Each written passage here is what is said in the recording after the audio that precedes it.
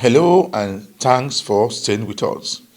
Nigerian Customs Service will soon deploy scanners to all ports in the country. Also on Customs Report, the Controller General of Customs speaks to members of the National Assembly on happenings around the management alongside the revenue generation in Nigerian Customs Service. Plus, more report. I am Egiseme Itinye. Stay tuned. The Controller General of Nigerian Customs Service has told members of the National Assembly that the service will always monitor and generate revenue for the nation. He also told the members that importers must obey the laws on importation of consignment into the country. He speaks on customs activities in the country. Why are we having problem meeting our target? And despite the fact that the National Assembly has put in everything that is necessary to get us moving and collecting the targeted revenue.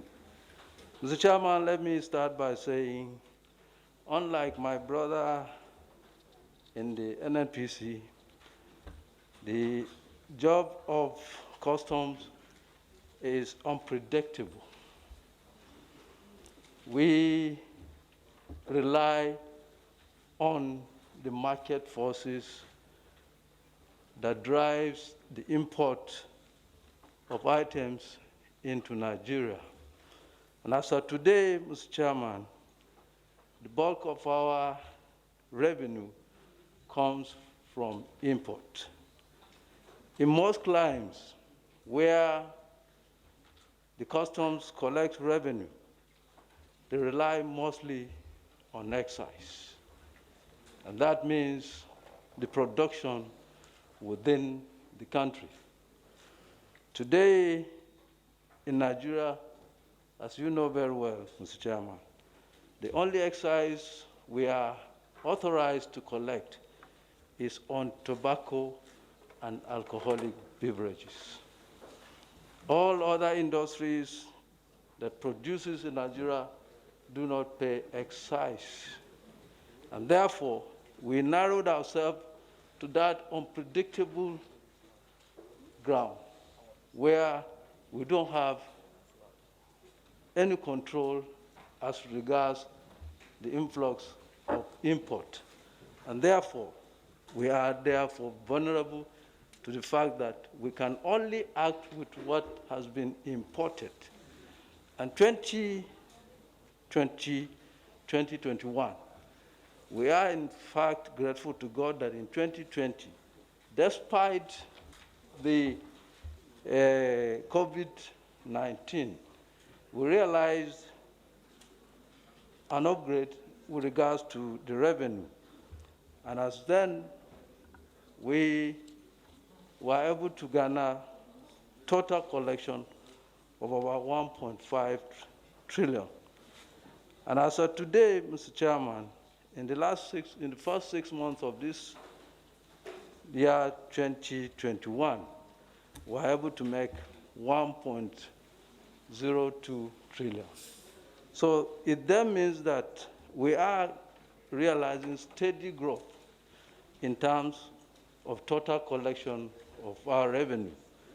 And it is our belief, Mr. Chairman, that if the trajectory continues at this level, then the chances are that we will be collecting at the end of the year an amount to about 2 trillion or 2 trillion plus. That is attributed to the fact that as COVID is subsiding, the market is opening, people are importing. But we do not, and I want to say this, looking far to the future, the issue of import should not be the basis of our revenue collection. We must encourage our own production within the country and therefore expand our excise base. Today we have sung this song several times, that we are supposed to be collecting excise on carbonated drinks. The Assistant Controller General of Nigerian Customs Service in charge of Zone A I said that scanners will soon be deployed to all customs submissions in the country. She made a statement when she visited some of the command under her jurisdiction in Lagos. 3 scanners, one for Papa, one for One, and one for Tinka. But with the coming on board of e-customs, like I said, we're expecting like 70 scanners that will be distributed everywhere. So very soon we're going to have our scanners functioning. Yeah, with e-customs. E-customs. I'm trying to say that compliance is key. Once you are compliant, your goods have a shorter dwell time with customs. If you are compliant in 6 hours, like in PTML, or even here, if you have correct declarations, there will be no alerts. You take your things out. It's seamless if you are compliant. So we're just trying to urge people to be compliant. When they are compliant, we have increased revenue, and they will have shorter dwell times in our warehouses and our seaports also. I was quite impressed when the airport told me they had 1.7 billion. They have like 4 point something, and we told them that the Ember months are coming. We're going to have more importations, and of course there will be more generation. We look forward to that, and it is key. They know in customs the revenue drive is key. The visit to FOU was quite eye-opening for me, because we could see all the cars, about 36 cars, all loaded with rice, and we had some with cannabis. They mixed rice and cannabis. Cannabis is dangerous to the health of everybody. It is what is responsible for the increase in rape, all these rape cases, murder cases, armed robbery, the increase in banditry. So we are really fighting it out to make sure such.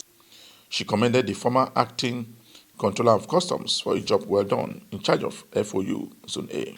Series of attacks on FOU officers have had caused some officers died in the course of the battle. Some officers are permanently maimed for life. Some are still in hospitals recovering. And the CGC it tells them that he's not ready to lose any. So if anybody is coming to attack you, attack first. If I know Yaya is coming to kill me, I won't stand and watch him kill me. That's why we have arms. That's why we need to educate our officers on the proper use of arms. It's not, you just don't shoot indiscriminately, but if you know your life is at stake, you use your arms. That is why we have arms. You don't keep your arms down and watch somebody kill you or cut off your head or cut off your hand. So please, I know you're doing well.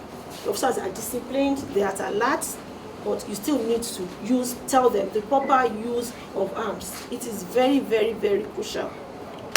Going by the record of success, it can't be overemphasized the importance of FOU to Zone A. If not for FOU, this 3.5 billion will be in the pockets of importers or smugglers. The seizures, the rice, because our CGSC has said we should eat what we grow and grow what we eat. And so we need to keep spreading the message. Nigerians need to do a rethink. With the continuous support of the management, we are ever ready and determined to discharge our functions within the ambit of extant laws.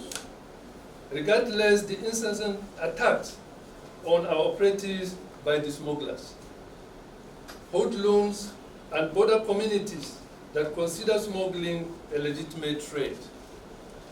There is no amount of hostilities that would dampen our spirit in carrying out the mandate given to us. That explains why both the government warehouse and the annex remain congested despite constant release and evacuation of relief material to IDPs in Borno and Yobe State. You are watching the program Customs Report.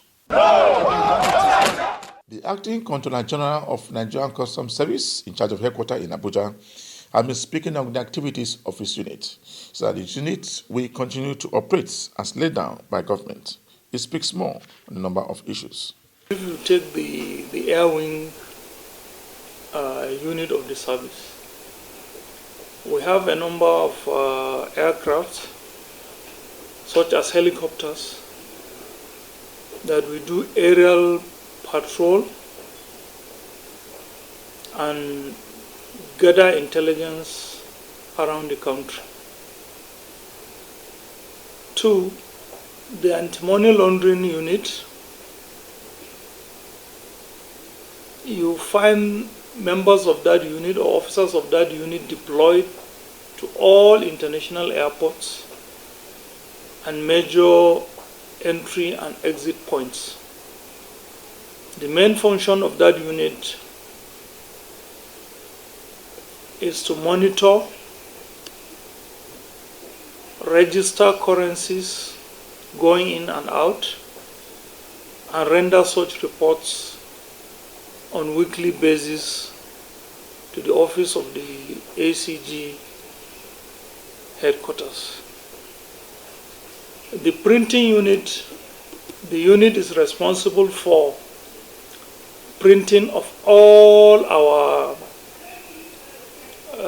files, documents, and any other publication of the service, such as files like this.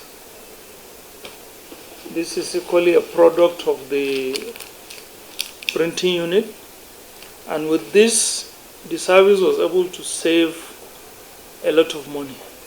Imagine we are giving this thing out as contract to other printing press to print for us. We'll have to pay a lot of money. But we are doing this in-house, and it's equally assisting the service. Then the public relations unit. This unit is responsible for managing our information and other public relations issues between the service, the other medias outside. And under that unit, we have Nigerian Customs Broadcasting Network, we have a television station, we have radio station, and they are all digital. You can tune to the radio on the net. You can equally get it on FM. Then the television, you see most of our activities.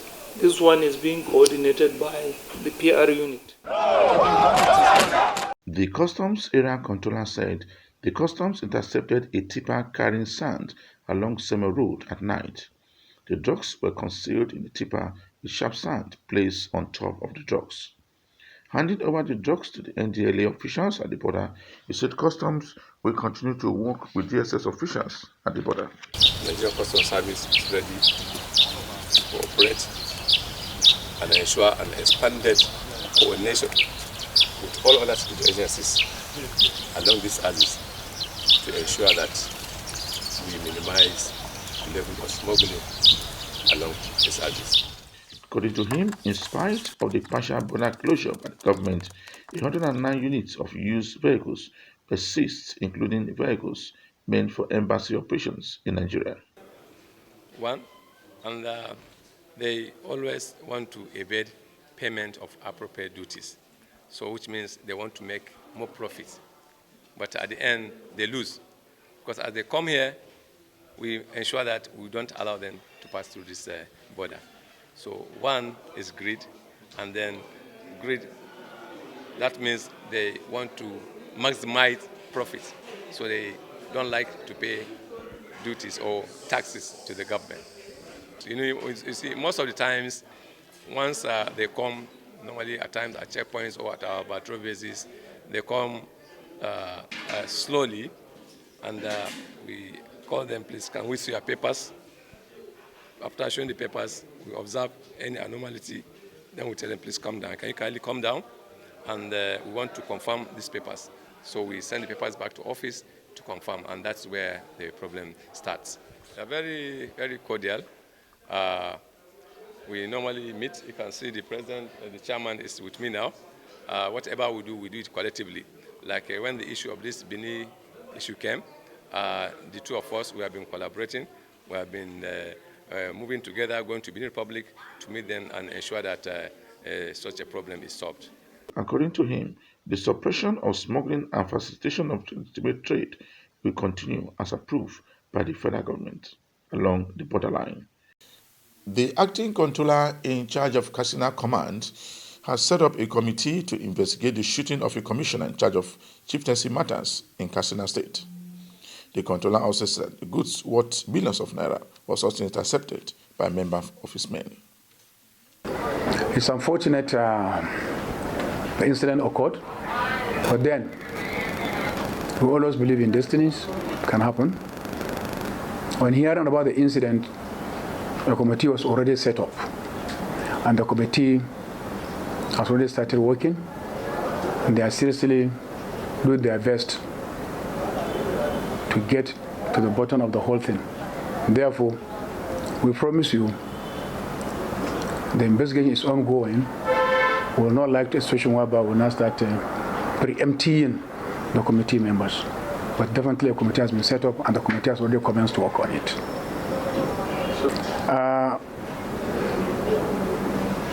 We had in our interceptions 12 vehicles and as well as 11 other items. All were intercepted. Among the vehicles, we had a Mercedes-Benz with a duty paid value of 1,890,000. Peugeot 504 with a duty paid value of 135,000, as well as another 504 with 135,000 as the DPV. Also, we have Kia Sorento with a DPV of 2,700,000. Gulf 3 with a duty paid value of 675,000, as well as main diesel tipper truck, 8,100,000. Another tipper, main diesel, 8,100,000. The Assistant Controller General of Nigerian Customs Service Zone A has also paid a working visit to Apapa Customs Command, where drugs worth billions of naira was intercepted by the customs alongside other approved agencies operating at the port. The Apapa Customs Area Controller has this to say. Worthy of note is the collection of the month of August 2021, which stood at 87.8 billion. This remarkable feat is the first of its kind in the history of the flagship command of the Nigerian Customs Service. In the area of anti-smuggling operation, the command seizure make about 56 containers of various items ranging from tramadol, codeine syrup, used clothing, used tires, tomato paste, unregistered pharmaceutical, unprocessed wood, and other sundry items which were seized between the months of January to August 2021, with a duty paid value of about 28.3 billion naira. Notably among the seized item is the interception of container number UETU 400-8070 1x40-foot container suspected to be laden with a sophisticated factory-fitted concealment of illicit drugs in marble polishing machinery. The container, which arrived on the vessel CMACGM Lapis with a bill of lading number BRTO 220100, consigned to home page of Global Resources Limited of Oyinkola Close Isola, Lagos, is said to be from Lebanon and was declared as marble polishing tile. This high-level concealment was detected with the help of credible intelligence received from our partners abroad, with the help of the NDLE, sniffer dogs, and the laser machines deployed to cut open various components of the machines. This has resulted into a recovery of Captagon fields, which was carefully hidden in different parts of the machines, weighing about 74.119 kg. The ACG also visited the ports where the container carrying the drugs was displayed for her to see. Apapa for me is like an homecoming. I climbed the steps with some feelings. I told the CAC, and we were here together at some point. But to collect 7.8 billion in 1 month is remarkable. The CAC did not achieve all this by himself. Yes. If not for the corporation and the crop of officers I can see here, thank you. I must say thank you. Go down from this 87. I don't want to say anything less than 87 from Apapa. Are we in agreement? Yeah. Okay. Seizure 2 was quite spectacular. I heard that just one tablet of that seizure goes for $25, and it has a street value of 6 billion naira. So this feat couldn't have been achieved without intelligence. That's what we always say for CIU, your intelligence has to be timely and has to be shared on time. They've been tracking this particular consignment for months, but they kept tracking because they were sure of the contents of the said container. But we thank God we're able to get the container and get these drugs with a street value of 6 billion. It's quite commendable. Apapa, keep it up. We're expecting a scanner soon in Apapa. Before the end of the month, the scanner will be in our shores and we deployed 1 to Apapa, 1 to Tinkan, and 1 to Oneport. I want to talk about the compilation of case file. We have lost so many cases in court because our case files are not properly compiled. Our officers are not willing to testify in court. So if you see something and you are willing to testify and give evidence, you are working against customs. So our officers, your case file has to be properly compiled on time and properly, and we need to prosecute. Like this Captagon thing, we need to take it to court. The seizure of pangolin scales is in court. It's not enough for you to make a seizure. We need people to prosecute to serve as a deterrent. The Ember Months are coming. I must enjoy you to please step up your game. I know your game is up in Apapa, but you can do better. Please, please, please. So I'm expecting 150 billion by the end of December. Nigeria is being used as a hub or transit point for them to smuggle the Captagon drugs out of Nigeria. The ones we have seen so far has a street value of 6 billion naira, and it's quite massive. You can imagine this kind of drugs getting into the society, what harm it will do to our youths, and encourage a lot of banditry, kidnapping, and all these killings. It's quite worrisome, I must tell you. But with the use of timely intelligence was timely, it was shared. That's why we were able to achieve this great feat through the use of intelligence. Just before the end of this week edition of the program Customs Report, we brought you a report where drugs worth billions of naira was accepted alongside with other approved agencies and coordinated by Nigerian Customs Service, Napa Customs Command. For me, Igiseme Idine, thanks for watching.